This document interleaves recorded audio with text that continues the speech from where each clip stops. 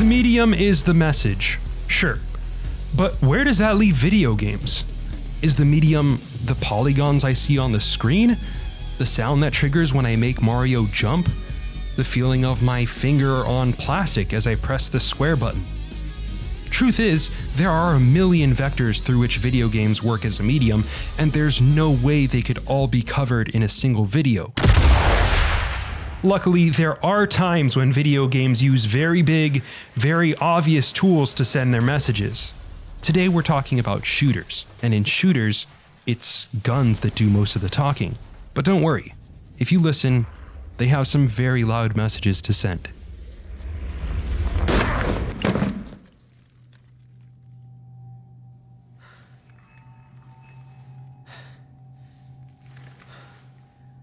Jesus Christ. The typical shooter holds a similar outlook on weapon design. New guns are introduced for the sake of variety, utility, and balance above all else. Gun variety is the big and juicy one, the back-of-box selling point that draws us in, and it's pretty simple. More guns equals different guns equals better game. Next is the utility angle. Utility is about giving you the right tools for the right scenarios. Utility isn't just there to make the guns themselves feel better, it also lets games introduce a wider variety of situations in which you can actually use those guns. Sniper levels give you a nice change of pace from the grind of run and gun, but they also make for beautiful sightlines and vistas. The guns in most shooters create a message based on these tenets, but it's usually such a simple message that it adds up to more of a mood or a tone than an explicit statement. Guns are there to A, make the player feel good, B, give the player feelings to look forward to, C, provide a fair but engaging challenge, and D, let the developers make cool levels. The original Resident Evil, released in 1996, had a bit more to say with its gunplay, which sucked, but sucked in an interesting way. With clunky tank controls, disorienting camera angle changes, and an ultra-vague health system, the game made you feel like you never had full control or understanding over what was going on. If there were 2 zombies in the next couple rooms, they'd give you just enough pistol rounds to take them out, if you were lucky. And then when it actually came time to fire your gun, the game was just as brutal. Apparently, Jill and Barry can't walk and shoot at the same time, so there's no strafing or hip fire in this game. You just gotta stand there, completely immobile, and then shoot. Which, by the way, is really tough. The game is too cool for crosshairs or reticles or first-person fire, so when you've perfectly triangulated your movement to adjust for the camera angle shifts that happen every time you walk more than a couple feet, you then have to hope your gun is aligned with the enemy you're trying to hit. Try playing this game now in the 2020s, and you're pretty much guaranteed to have trouble with this, trust me. But despite all its jank, this scarcity that Resident Evil introduced both in equipment and information single-handedly came to define the survival horror genre. Whereas other games made you feel like a hero overcoming some epic challenge, Resident Evil made players feel like the oafish high school jock in a slasher film. Clumsy, stupid, and ultimately powerless, even when you had a shotgun in hand. Instead of invoking a fantasy of power, Resident Evil's horror came from disempowerment. It withheld information, it limited your sightlines, it took away your inventory space, it immobilized you, and as a result, it pulled you into its thrills in a way few games have pulled players into any sensation since. Fast forward 23 years to the launch of 2019's Resident Evil 2 Remake, and you'll notice that both Resident Evil and video games at large have mostly moved on from those extreme disempowerment tactics. While you can still find the scarcity of OG survival horror in more recent survival games of the post-Minecraft era, modern survival games like Don't Starve and Rust use resource scarcity to encourage crafting and to motivate you to explore. Resident Evil 2 Remake, meanwhile, actually lets you aim your gun, and you can shoot while walking. But don't get it twisted, While Resident Evil 2 Remake is a thoroughly modern game, it's got a bunch of new tricks up its sleeve. Scarcity is still here, as you'll be scavenging around for guns and healing items and ammo, but Resident Evil 2 builds on the idea to a greater degree, using its myriad weapons to turn scarcity from a simple formula into a complex tapestry. Don't shoot! Nowhere is this more evident than in the design of the game's two main characters, Leon Kennedy and Claire Redfield. Leon is a rookie cop who's supposed to be reporting in for his first day on the job at the Raccoon City Police Department, only to find the city overrun by zombies. Claire, on the other hand, is searching for her brother Chris, another cop who went missing while on duty in Raccoon City. The two run into each other at an infested gas station on the outskirts of town, and naturally are immediately separated after a short drive into the city. From there, you experience the game across two different playthroughs through both perspectives. Leon and Claire both have access to completely unique weapon loadouts, each with their own strengths and weaknesses. But as befits the survival horror genre, it's the weaknesses that tell us the most. Resident Evil 2 knows its horrors, and it knows what tools work best for defeating them. But instead of aligning weapon use cases with the type of monsters it introduces, the game intentionally throws each one out of balance, creating a utility gap on top of its resource gap. Not only will you find yourself low on ammo, you'll also find yourself in more situations where you don't quite have the right tools to get the job done. Where the pistol has usually served as a weak but ammo-efficient tool for removing low-level threats, it's mostly used as a distraction in the remake, where a headshot is barely enough to slow down a zombie. And if you're up against a whole room full of the undead, it doesn't really matter how much ammo you've got, the pistol just isn't cut out for the job. That disconnect contributes to the game's pervasive sense of unease. In Resident Evil 2, no matter how powerful your weapons are or how much ammo you're carrying, you rarely feel like you're equipped to deal with any given threat. Of course, there are moments where even this baseline is subverted. When you face the Venus flytrap-looking monster called Ivy, you pull out Leon's flamethrower as a reflex and light it up. Surprisingly enough, it works, and the monster collapses to the floor, writhing in its death throes as it continues to roast. In the moment, you feel empowered. Something in this game has reacted the way you expected it to, and you feel for a moment that you may have crested the game's difficulty curve.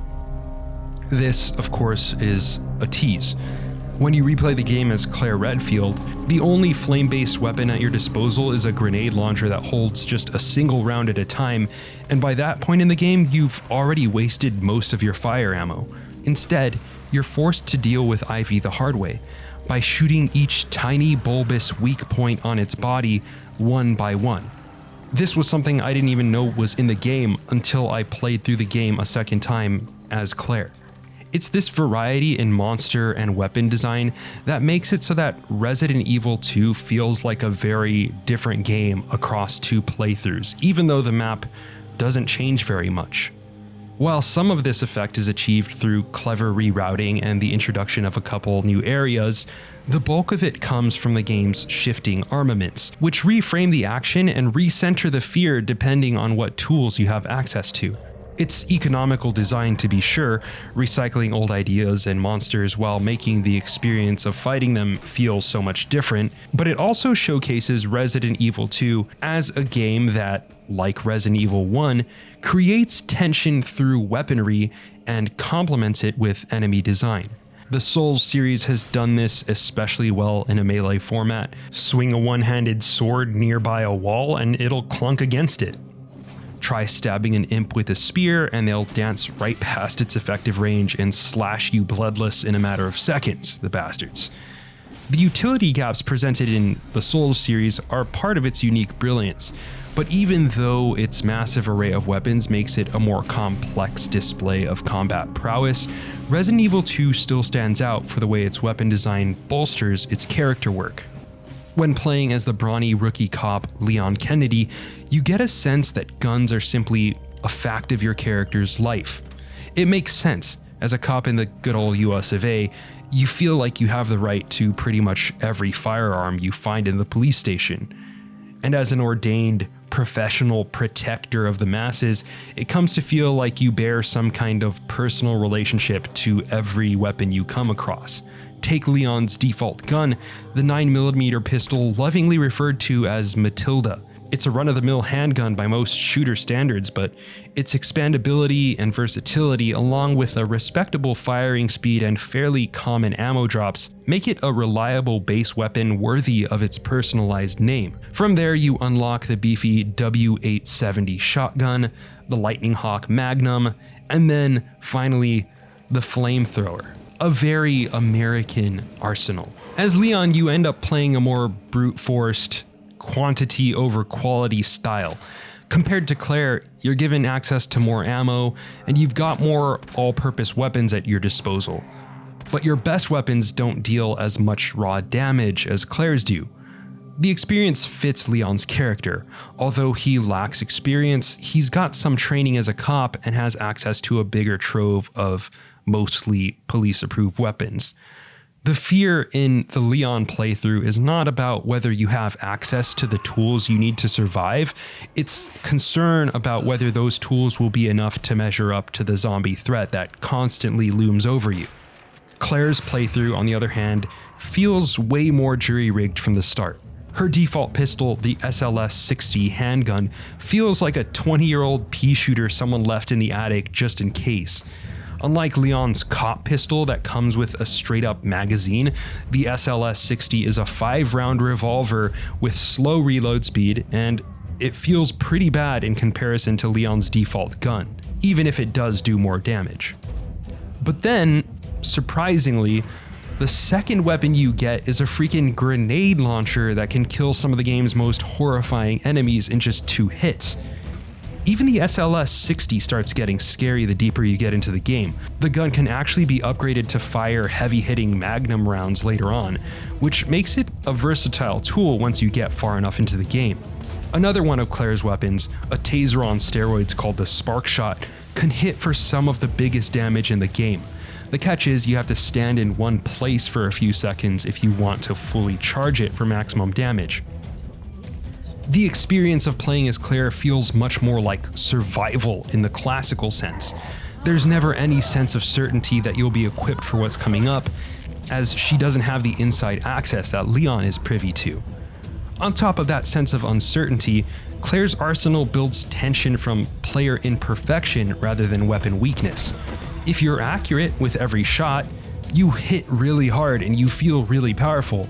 But if you're an average player, and most of us will be, you can find yourself in far more danger than you'll ever see in a Leon playthrough as you slowly load your rifle or slide another explosive round into the grenade launcher. This made the experience of playing as Claire feel like an immensely dynamic experience. At any given moment, I could feel like either the strongest entity in the room or completely helpless. Which again goes hand in hand with who Claire is. She's looking to find her lost brother, but she has absolutely zero combat experience. More details about Leon and Claire are revealed throughout the course of Resident Evil 2, but we pretty much know everything we need to know about them from the opening cutscenes. It's not that Leon and Claire aren't interesting people, it's just that the game has more immediate ways of getting us to understand them. When we read books or watch movies or TV shows, character development is mostly something we passively observe. The more we see a character, the more we learn about a character, the more we invest in that character, the more we come to know that character, whether we like them or not. This pulls us deeper into the fiction, it provides depth, and in many cases, it's what makes good fiction great. Characters can work that way in video games too. Think Geralt in The Witcher or Aerith in Final Fantasy VII. But there's another layer. They can also serve as lenses or filters that give our own experiences within the game context. You might do very similar things in every version of GTA, but the flavor of each action is drastically changed depending on the character whose body you inhabit as you're doing that stuff. An idea that came to a head in the multi-perspective GTA 5. Not only do we develop a natural empathy for these characters by experiencing the world in their shoes, it also adds texture to the things we do. From Software's 2020 ninja game Sekiro is probably my favorite game of theirs, but to this day, I don't know that much about the character of Sekiro besides that he's a shinobi whose mission is to save a young lord. Still, I feel like I know him more intimately than any other video game character because Sekiro forced me to slash like him, move like him, approach every challenge fearlessly like him. The design of Resident Evil 2 achieves a similar effect across two different characters using weapon design and monster design. Yes, we can look at the vast amount of character details available online in Resident Evil wikis if we want to learn more about who Leon and Claire are on paper, but nothing does a better job of getting me to understand and empathize with Claire than the feeling I get as I reload my pistol, one round at a time, as a room full of zombies pours in my direction. And that's the beauty of the character feedback loop in video games. The more we play like a character, the more we feel like the character. The more we feel like the character, the more whole the character feels. Maybe that's why the Resident Evil games feel so vital all these years later. In a shooter genre where guns are mostly there to make the gameplay feel more exciting or more fair, Resident Evil turns them into an extension of the characters themselves, a vital tool for understanding not just who Leon and Claire are, but for understanding how and why they feel the things they feel. In a video game medium where every sound and image and interaction is constantly fighting for your attention, that's a pretty sophisticated message. Thanks so much for watching to the end of the video. If you like what you saw, give us a like and subscribe and tell a friend. Also, this video is based on an essay I originally wrote for Bullet Points. They publish really awesome video game criticism that you should definitely check out if you get a chance. You can find them at bulletpointsmonthly.com.